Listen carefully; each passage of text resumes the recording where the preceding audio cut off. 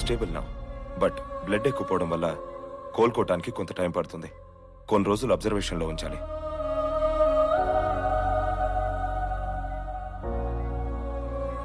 నిన్నటి వరకు ప్రశాంతంగా జరిగిన ఉద్యమం ఒక్కసారిగా హింసాత్మకంగా మారింది. Trident group chairman Vivek Mittal Ramavaram వచ్చి వెళ్లిన తర్వాతే ఈ ఘటనలు జరుగుతున్నాయి. Will Vivek Mittal answer these questions or will he remain silent, being called the conspirator behind this violence? Vivek Mittal press meet పెట్టాడంట. మన దేశంలో మీడియాకి జనానికి బాగా అలవాటైపోయింది. ప్రతి దానికి కార్పొరేట్స్ తప్పు పట్టడం. This project is going to put India on the world map. ఈ విషయం తెలిసి అమెరికా నుంచి ఒక వ్యక్తి వచ్చి ప్రాజెక్ట్ లో షేర్ కావాలని అడిగాడు. అతనే Rishi Kumar, CEO of origin group. నేను కుదరదన్నాను. వెంటనే అదే ఊర్లో ఆఫీస్ ఓపెన్ చేసి మీ అందరి అటెన్షన్ అతని వైపు తిప్పుకున్నాడు. తను ఇక్కడికి రావడానికి 6 నెలల ముందే తన ఫ్రెండ్ని రెచ్చగొట్టి టెంట్ లో కూర్చోబెట్టాడు. ఎలాగైనా ఈ ప్రాజెక్ట్ ని సొంతం చేసుకోవడానికి ట్రై చేశాడు. ఆ తర్వాత ఊరు వాళ్ళ మధ్య గొడవ పెట్టి తన ఫ్రెండ్నే బలి పశువుని చేశాడు. అయినా నాకు చిన్న డౌట్, సంవత్సరానికి కొన్ని వేల కోట్లు సంపాదించే వరకు కూడా నువ్వు మర్చిపోయిన నీ ఫ్రెండ్ నీకు గుర్తుకు రాలేదా mister Rishi Kumar? So the real conspirator is Rishi Kumar. ఇప్పుడు జరిగే గొడవలన్నీ ఈ ప్రాజెక్ట్ గురించి అనుకుంటే I'm ready to take the project back.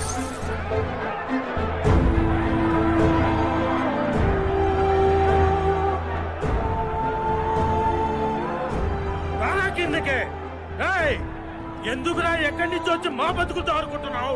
వాడు నిన్నే నమ్ముకున్నాడు కదయ్యా, వాళ్ళనే బలి కొనుక్కుంటావా? ఏం మర్చిపోయా నువ్వు? వెళ్ళవా వెళ్ళు. మీలాంటి వాళ్ళ వల్ల మాలో మేము కొట్టుకు సావాలనా? ఎక్కడి నుంచి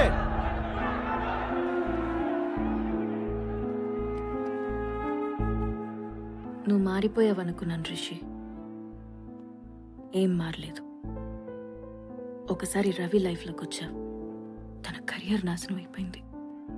ఇప్పుడు మళ్ళీ వచ్చా, చూడేలా అయిపోయాడు. ఇందాక టీవీలో వాడెవడో అడిగాడని కాదు, నేను అడుగుతున్నాను. ఇన్నేళ్లలో రవి నీకు ఒక్కసారి కూడా గుర్తుకు రాలేదా? నువ్వు నాకింకా అర్థం అవ్వలేదు రిషి.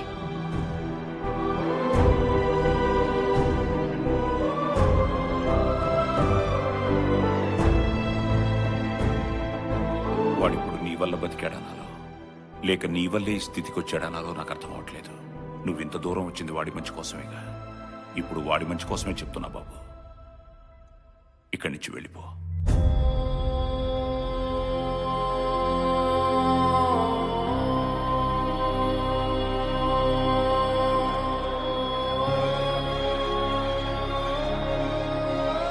అమెరికా తిరిగి వెళ్ళిపోతున్న రిషి కుమార్. దీన్ని బట్టి వివేక్ మిట్టల్ చేసిన ఆరోపణలు నిజమేనని అర్థమవుతోంది.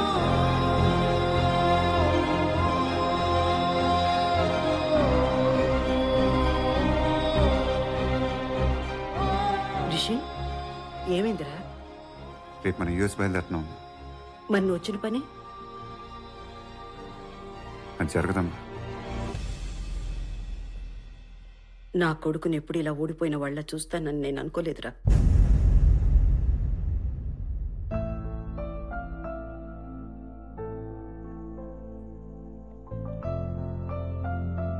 మీ నాన్నని ఎప్పుడు ఓడిపోయిన వాళ్ళ చూసేవాడు కదరా రిషి.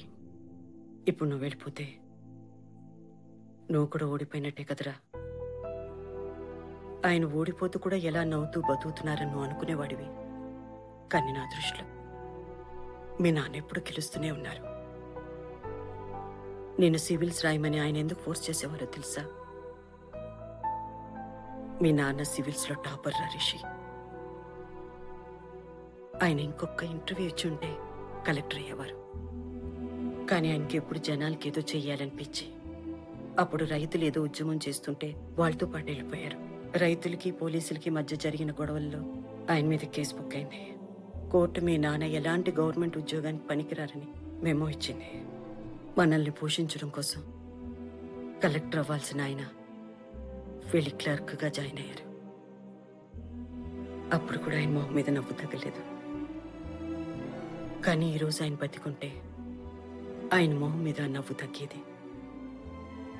ఎందుకంటే ఆయన ఎప్పుడు నువ్వు ఒక్కడివే గెలవడం కాదు, నీతో పాటు 10 మంది గెలవాలని కోరుకునేవారు.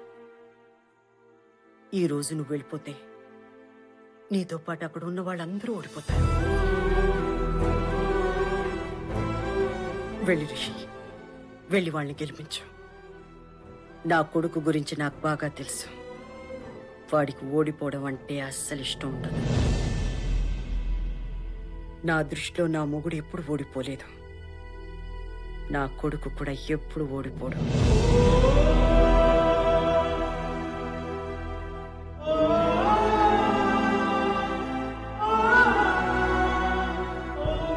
రామకృష్ణ సార్, యుఎస్కి ఫోన్ చేసి నేను రావటానికి ఇంకా టైం పట్టుద్దని చెప్పు.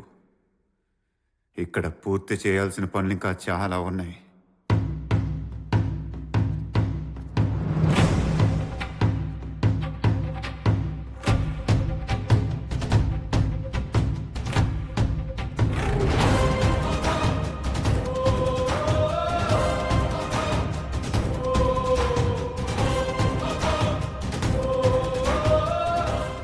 వీడేంట్రా మళ్ళీ వచ్చాడు?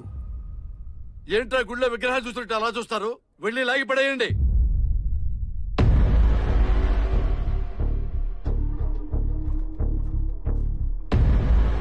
ఏంట్రా మీకు వేరే చెప్పాలా?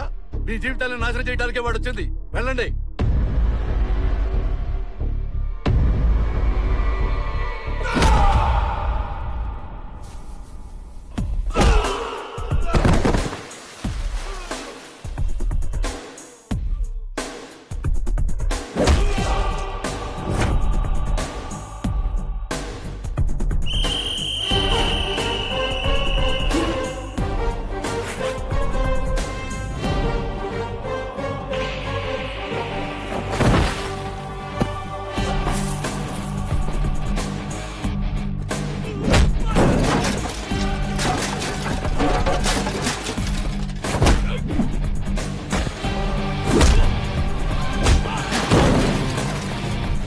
సాఫ్ట్వేర్ అన్నారు కదరా?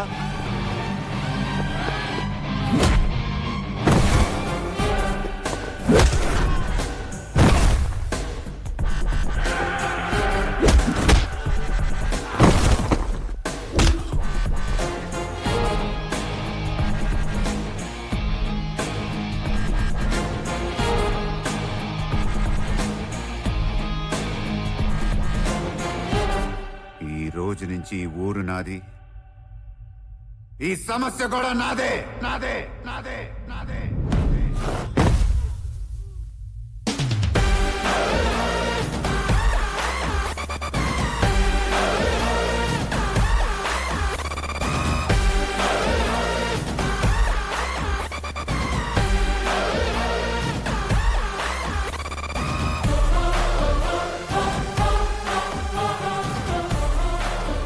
ఇంకేం చూస్తారా? సార్ చెప్పారు కదా, పదండి. ఊరు నాది, సమస్య నాది. అక్కడ జనం వాడిని నమ్మినప్పుడే ఏం చేయలేకపోయాడు. ఇప్పుడు వాడి మీద ఉన్న నమ్మకాన్ని చంపేశాం, వాళ్ళ ఆశను కూడా చంపేశాం. ఇంకా వాడేం చేస్తాడు? వదిలేయండి, ఆడే పోతాడు.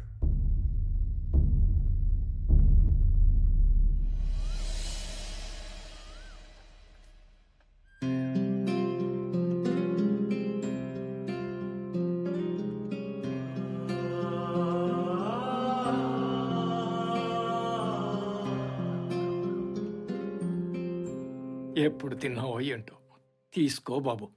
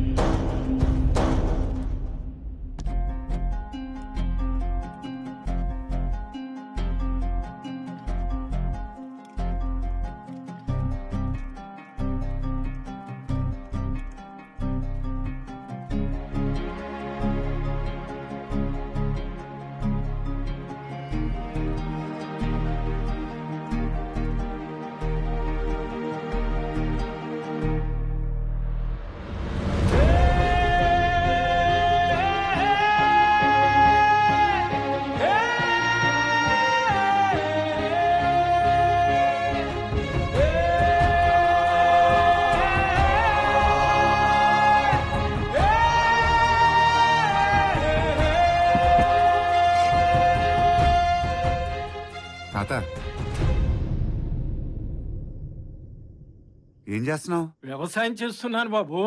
మరి ఊళ్ళో అందరూ వదిలేశారు కదా. నేను కూడా వదిలేస్తే మీరేం తింటారు బాబు? ఒకడు తినాలంటే ఇంకొకడు పండించాలి కదా. అయినా వాళ్ళంతా వదిలేసింది ఆశ లేక కాదు బాబు, అలసిపోయి. మళ్ళీ ఒక్కసారి ఈ భూమిలో కాలు పెడితే ఆ భూదేవి తల్లి అల్లం లాగేసుకుంటది. మరి ఆడెవడో మీ భూమిని లాగేసుకుంటాను అంటున్నాడు కదా. ఏ నా కొడుకయ్యా నా భూమిని లాక్కునేది? రమ్మను, ఇది నాది. నాదనుకున్నంత వరకు ఏ నా కొడుకు దీని మీద చెయ్యలేడు. ఈ మట్టిలోనే పుట్టాను, ఈ మట్టిలోనే చస్తాను. కాదని ఎవడైనా ఈ మట్టి మీద చెయ్యేస్తే మాత్రం చూస్తూ ఊరుకోను బాబు.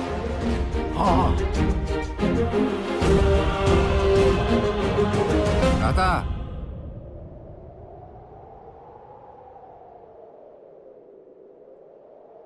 నాకు వ్యవసాయం నేర్పుతావా? ఇందాకే చెప్పాను కదా బాబు, ఒక్కసారి ఈ మట్టిలో కాలు పెడితే ఆ భూదేవి తల్లే లాగేసుకుంటది.